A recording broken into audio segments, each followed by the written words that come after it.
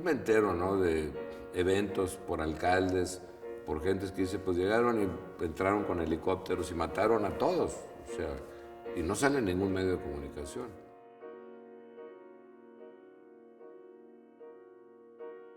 Yo no sé si será cierto, ¿no? Pero algún alcalde me decía, oye, pues nos pidieron de no sé dónde un bulldozer para enterrar cadáveres de algún operativo del gobierno federal, ¿no? En un rancho de un amigo que igual entraron con helicópteros y pues básicamente mataron a todo el mundo. Y no dejaron ni cadáveres ni casquillos.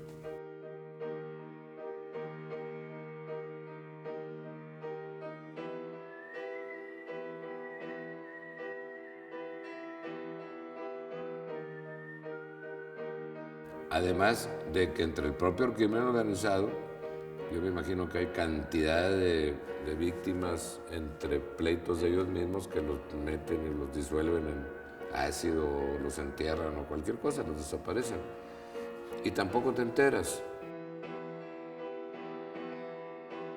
Yo creo que lo que sale público es lo inevitable. Y creo también que lo evitable como tal no sale. Entonces digo, para mí si me dijeras que son 50,000 los oficiales, yo creo que fácilmente debemos andar en 250,000 muertos. Digo, por decirte, yo creo que sería como 5-1. Entre lo del crimen organizado que no te enteras, entre lo del gobierno que no te enteras, y si son 50,000 y no hay ni uno más, o son 250,000, que es más mi estimado, es lo mismo.